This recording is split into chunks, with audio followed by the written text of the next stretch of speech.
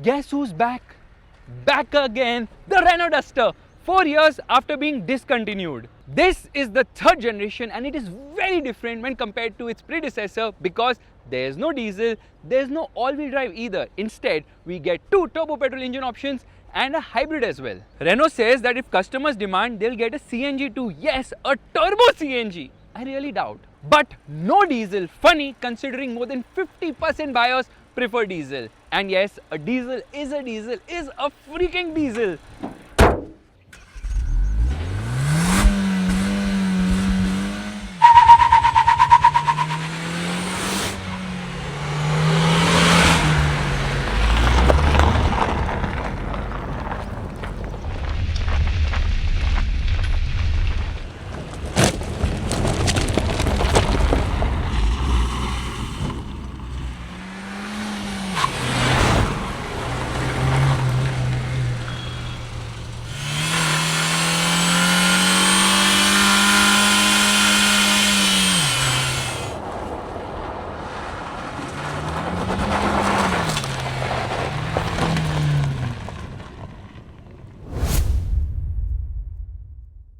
Anyways, the Duster is available in 13 variants with prices starting at Rs 12.42 lakhs for the base variant, going all the way to Rs 21.65 lakhs for the top variant. All prices on road Mumbai. The prices are obviously not including the hybrid. Hybrid prices will be announced around Diwali. Hopefully that's also a pataka because the prices here seem quite nice.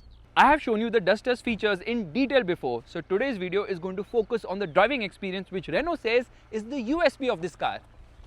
But wait, the Renault Duster is a rugged SUV and it needs durable tires to unleash its true performance, and that's where the Apollo Aptera 82 tires come into the picture, as they offer maximum comfort on all types of terrains, both on and off-road.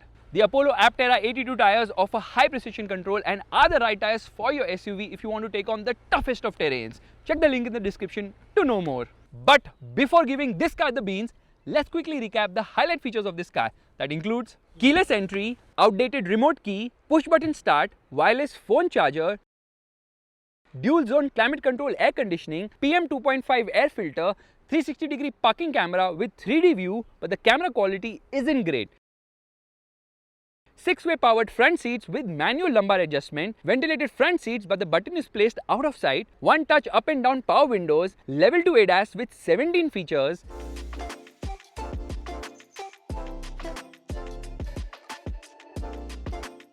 6 airbags, tire pressure monitoring system, welcome on the dual screens, 48 color ambient lighting,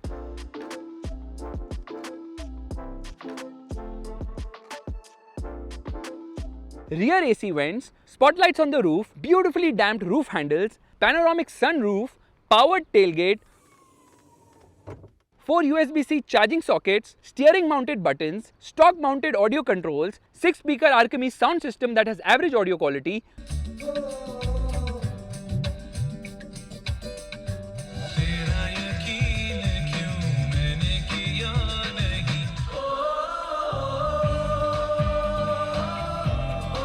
auto dimming IRVM, mirror on sun visor with light, hidden rear door handles, functional roof rails that can take 50 kgs of weight, shark fin antenna, gas struts for the bonnet, automatic headlights, full LED headlights, front fog lamps, rear fog lamps, automatic wipers, rear wiper washer,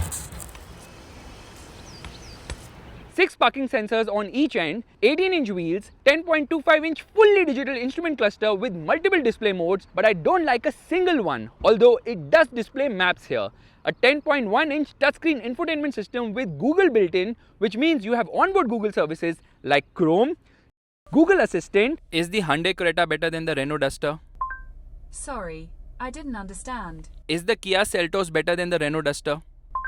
Sorry, I didn't understand. Of course, how will you understand, you biased lady? Google Maps, you don't need to connect your phone, but you can wirelessly connect to Apple CarPlay and Android Auto. There's also BB Racing in case you want to play games in your car. And there's Amazon Prime Video too. There are a lot of hard plastics on the dashboard and door.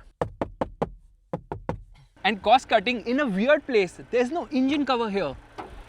The Duster also misses out on certain things offered by rivals like height adjustable front seat belts, rear window sunblinds, blind view monitor, head-up display, rear seat massage, air purifier, memory front seats, rear discs, spare wheel, but you do get a tire inflator and puncture repair kit. And thankfully, there is no third screen here.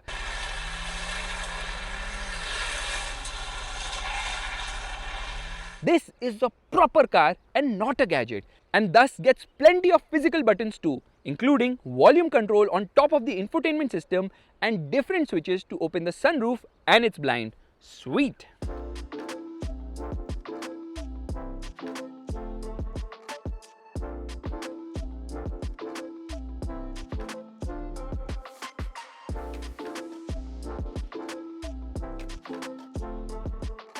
There are plenty of storage spaces too, including big door pockets at the front and rear, multiple cubby holes in the center console, sliding front center armrest with storage, magazine pockets, phone pocket, deep glove box which is hindered by the fuse box on the left, and a big 518-liter boot. But the loading lip is just too high. You can fold the rear seats in 40/60 format though.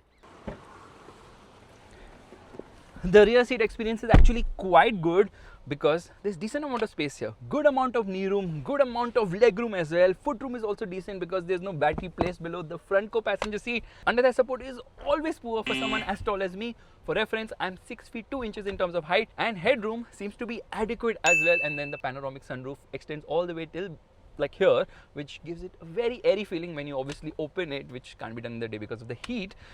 Yeah, this is actually a good place to be in. However, there are certain problems here. For starters, this seat is fixed. It does not recline. Yeah, it is fixed, so the recline angle could be better. It's a bit upright. That's a bit of a problem here. And the other problem is when you want to fold the seat, you have to pull a strap. They should have had a lever which would have made it definitely better. There's a slight hump here, which means center passenger may or may not be very comfortable here.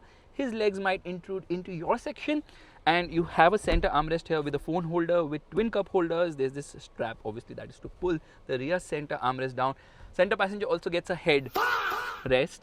Yeah, it's a nice place. This is scooped out as well, which means obviously there is good amount of knee room here, which I already mentioned before. But it also misses out on boss mode, a feature which other cars in the segment are offering, wherein you can push the seat all the way ahead. Some have it manual, some have it electric, but it's an essential feature because a lot of people are like, I want to sit in the rear, let the chauffeur do the driving because of our congested cities. Our cities are like really crazy in terms of congestion. I like the fact that the doors feel rugged. You close it, proper thud there. So yeah, rear seat experience is actually quite good. Not the benchmark in the segment, but yes, definitely Renault has done a phenomenal job here. The seats of this car are really nice with the green piping and stitching extending to the steering wheel, front door pads and dashboard, with the Duster badging on the left side of the dash and carbon fiber treatment on the dashboard and front doors. The design of this car looks really good. There's no Renault logo at the front. Instead, there's the Duster badging right on the grille. The car has a high ground clearance which gives it a really nice stance, and this is the iconic variant. Everybody thinks that their car is iconic. Tata Motors with the Sierra, Renault with the Duster. Next is what? Espresso iconic?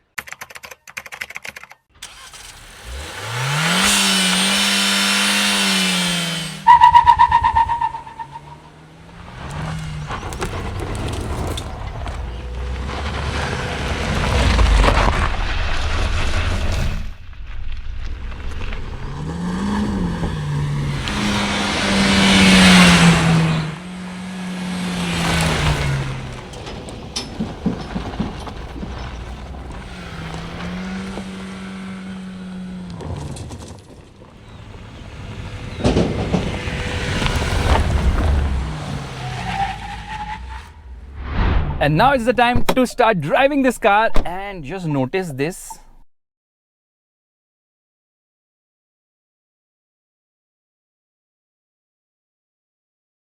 Yeah, very cool animation. This steering is adjustable both for reach as well as rake, obviously, which is good. And the dashboard is actually tilted towards the driver, which again is amazing. Let's actually turn on the vehicle. Air conditioning off. There's no drive mode as such. We are in comfort mode. You can make it eco, whatever. And straight away, I'm going to navigate somewhere. Where do I navigate? I'm going to navigate here random places so that I can show you how the navigation also works of this vehicle. Head south. Okay, lady. Oh shit, she's going to start talking. No. I don't want you to talk at all, so I'm going to just mute her. And then obviously I have some information which I can see here. It gets a bit confusing. This could have been slicker in the way this thing has been designed in the car menu. Dynamic chassis, yes, that's the one I was looking for. Handbrake down, manual handbrake here, electric parking brake in the automatic, and now I just need to turn off the traction control off, into first gear, left foot on the clutch. First and foremost, let's come into neutral because it doesn't have a soft limiter, so hazard lights off, revs all the way till 6,000 RPM in neutral, no soft limiter here, which is amazing. Obviously into first, gearbox can be a bit notchy, revving the motor, and off we go. Lot of wheel spin. Oh, it has wheel spin on upshift, which is quite crazy. I forgot to shift only, so must have robbed some time to go from 0 to 100 km per hour. But 0 to 100 km per hour takes 10.14 seconds, which is actually quite amazing here. So yeah, performance is good. Outright performance is very good here. Notice how the dashboard is actually tilted towards the driver. So yeah, that's amazing. And I don't know why this guy is turning without an indicator, but anyways, yeah, he's on the phone. Oh, it's so much fun driving a manual because everyone else is robbing away manuals. Kia is offering its turbo petrol with a IMT, which is not great. I don't like IMTs. Meanwhile, Hyundai, I think they are offering still, or maybe they've stopped offering. However, the Volkswagen Group does not offer a manual with a 1.5 litre engine. They discontinued it because of low sales, so that's kind of disappointing. Meanwhile, here, there is lag, there is turbo lag. Come on, wake up, car. Yeah, it feels a bit lethargic lower down the rev range, so you have to really push it hard and fast to get going quickly, because yes, performance isn't the great lower down the rev range. There's an old saying, there's no replacement for displacement, which is true here because it's 1.3 liters of displacement, big turbo here. So yes, there's turbo lag. This engine produces 163 horsepower and 280 newton meters of torque, which sounds and looks amazing on paper, but out on the road somehow it doesn't deliver the kind of performance I would expect, because the Volkswagen Group 1.5 litre TSI Evo engine is just better. It revs faster, it feels more punchy, it sounds better as well. And revving the motor and off we go. That lag, that really kills the performance, unfortunately. 0 to 100 km per hour in 8.88 seconds, fast. This one, not so much. That's the reason it's kind of slower when compared to the 1.5 TSI. And that, I think, is also because we are driving at a higher altitude around the mountains. So Renault was like, let's take you to the mountains to drive the Duster because you can enjoy the ride and handling balance.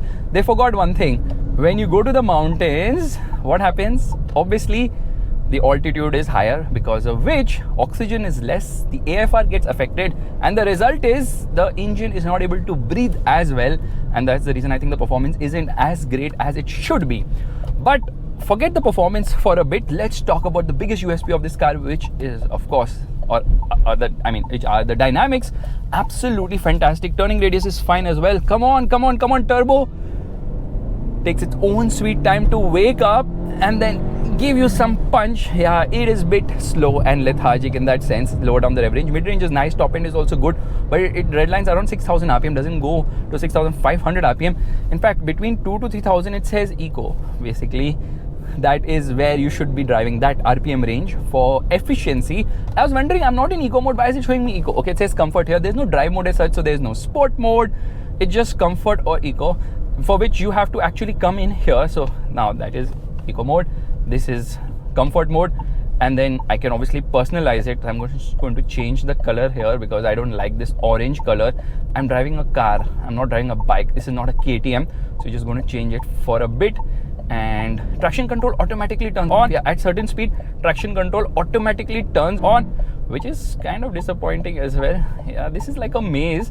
It's not that easy to understand how all of it works, but anyways, so let's just change the cluster mode because we can. Yeah, now we have the map view, which also looks quite nice. You have to make a quick downshift to make quick overtakes because the engine has to be kept on the boil. I believe that the DCT, the 6-speed dual clutch automatic transmission in this car, will definitely make things better in terms of masking the turbo lag, but then it will not be able to launch the way this car launches, because you can launch this with utmost aggression, and when you do that with traction control off, it takes off. And how? See, traction control automatically turns on, I think at around 60 kilometers per hour, which is a bit too soon, if I may. See, let's see what speed it turns on. yeah, 50 kilometers per hour, it turns on. The traction control system, the horn is actually not great. It's okay, it's not great, it gets the job done. By the way, unlike the old, oh no, there's no water only, I drank all of it. Anyways, the wipers are good here, decent amount of spray. By the way, the stock is in the right position, so indicator here, wiper here, which was not the case I believe earlier with the earlier Duster. So yeah, they are making it more Indian specific, which is actually a very good thing. So here we are into third gear. I've noticed one thing about this car, the gearbox has short throws, but it's not the slickest with shifts.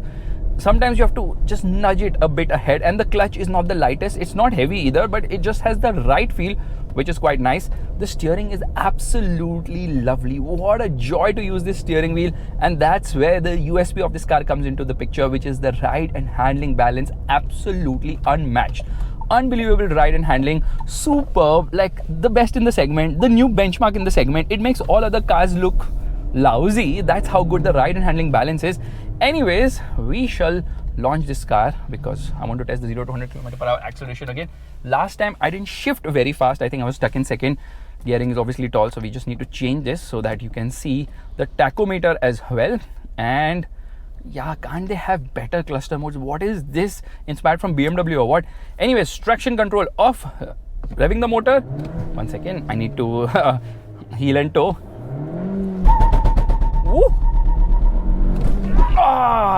Wheel spin on, upshift, traction control on, because of which the tachometer becomes smaller, and now 0 to 100 kilometers per hour in 9.58 seconds, which is 1 second slower, actually more than 1 second slower when compared to the 1.5 TSI Evo in the Skoda Kushaq as well as the Volkswagen Taycan. So yeah, this engine needs more displacement, period. And talking about displacement, there's another option which is not having any displacement. 1 liter 3-cylinder engine from the Kiger, which makes how much? Don't even get me there. It is making 100 horsepower. So with 163 horsepower, it's not that sprightly. With 100 horsepower, you know, it's just going to get the job done. 160 Newton meters of torque there, which is again decent. But obviously, turbo engines, the more you rev, the more they reward, and they also drink a lot of fuel in the process. So fuel efficiency is not going to be the USP of this car for sure. So don't expect that.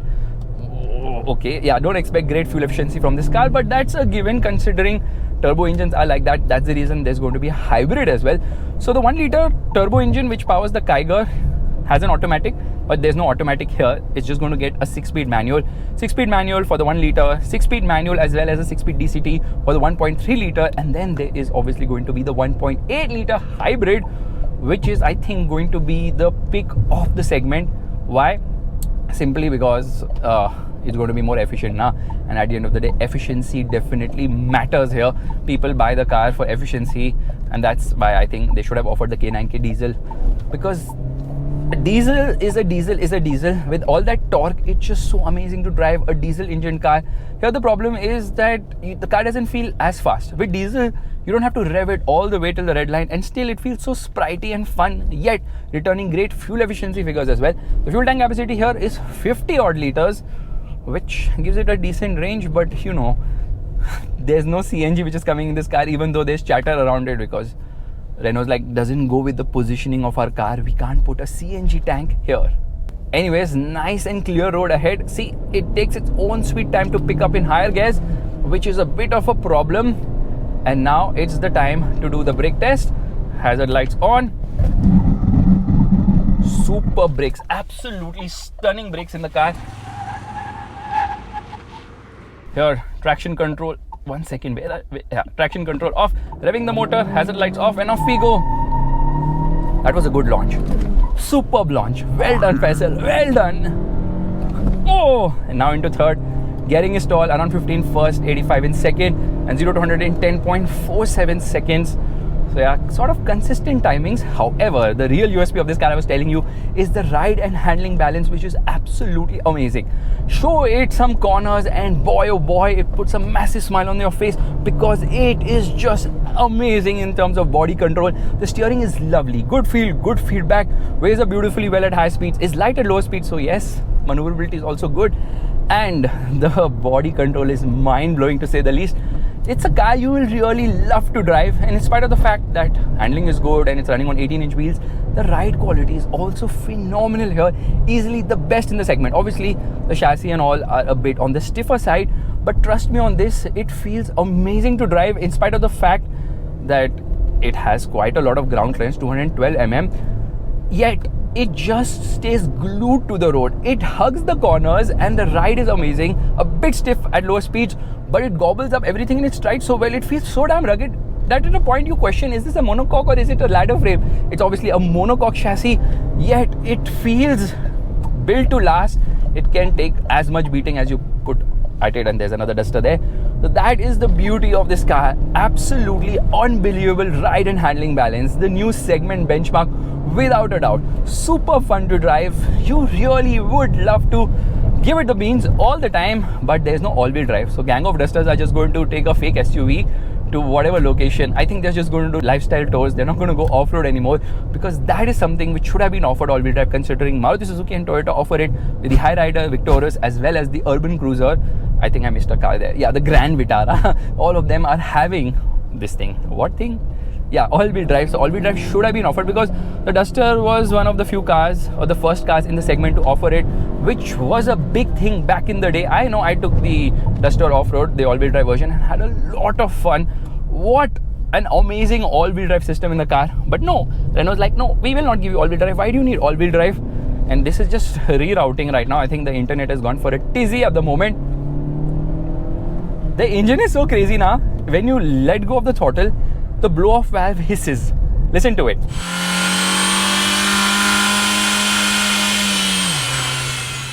Now let's have a quick word on the hybrid. It's a 1.8 litre 4-cylinder engine, which on its own makes 109 horsepower. 109 horsepower, which is not great, but then obviously it has a 1.4 kilowatt hour battery pack, and the electric motor there produces 49 horsepower. It also has a 20 horsepower hybrid starter generator. The overall system output is 160 horsepower and 172 Newton meters. So deliveries are going to start in Diwali, so that's sometime off. Notice one thing, ADAS telling me how many seconds ahead is the car, which is quite amazing. Yeah, ADAS works really well configured, not intrusive as such, just right in terms of the configuration. So that works fantastically well here. Now it's underpinned by the RGMP, which is the Renault Group modular platform, I believe, and this platform is the reason why you should definitely consider buying this car, because this platform is absolutely amazing, because of which you can do things like this. I think my bag was belted up, but Bagwati has flown from left to right. Amazing performance, amazing handling. What a chassis, unbelievable. Weight 1411 kgs. You can't feel it at all. You don't even realize the weight of the car. That's how well it is balanced. It's quite nice. And look at this, lane keep assist trying to put me back into the lane. Meanwhile, Renault is offering 7 years, 1.5 lakh kilometer warranty. I think that will be part of the extended warranty. And if you opt for there another Duster. If you opt for dual tone paint, that's around 20,000 more. So if you opt for the DCT, the dual clutch automatic, you end up paying a premium of rupees 1.7 lakhs. Probably it is worth paying for it, because here turbo lag is very much evident. Meanwhile, you have to pay rupees 1.24 lakhs more for the 1.3 engine over the 1 litre engine, which is completely worth it, because you get 63 horses more, which is considerable. Although this car doesn't feel as sprightly, it drives quite slowly, so you don't really feel that, oh my god, this car is flying and all. No, it doesn't happen that way. It's just kind of unfortunate. Yeah, and it's not loud and sporty as well. Kind of feels stressed at higher end of the rev range, and that's the problem with small capacity engines with big turbos. It just doesn't work.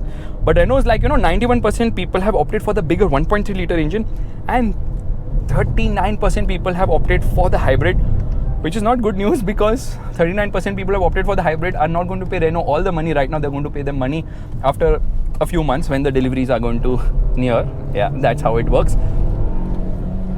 Amazing car. I think it deserves a diesel engine, because a diesel engine would really transform the experience here.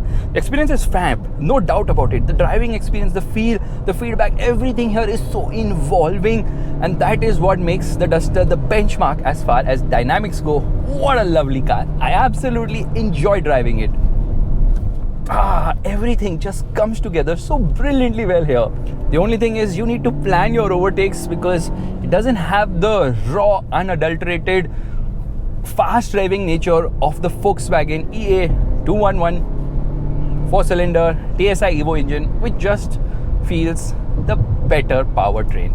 with the better gearbox as well. But there's no manual there, so I'll just take this any day, every day, because the manual is a freaking, 1 second, rev it, manual.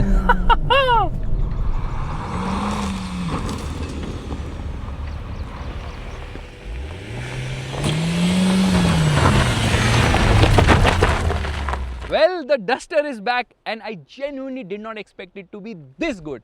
You see, the Duster was actually conceptualized as a cheap, rugged car by Dacia. So the earlier models were rugged, they were good in terms of dynamics, but they were very rough, didn't have features, didn't feel comfortable, didn't feel polished or premium in any way. Renault has actually gone ahead and resolved that completely. So this car is definitely amazing to drive, good powertrains, and now has all the features you would ever expect from a car in this segment. So now it offers you the best of both worlds. Think of it in this way, that Hyundai offers you all the features, which now Renault is doing it.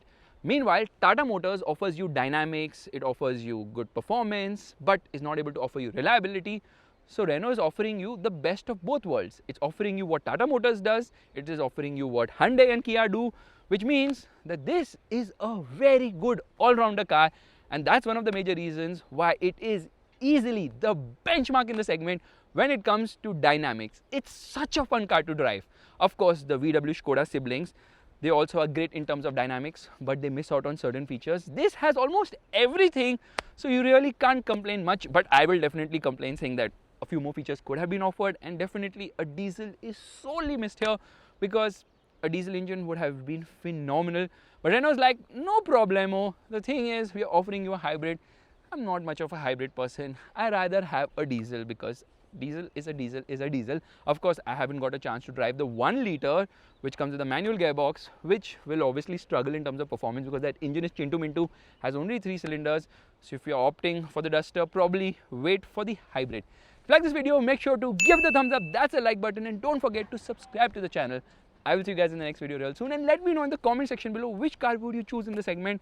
This segment now has 11 or 12 cars, which is absolutely bonkers. Bye.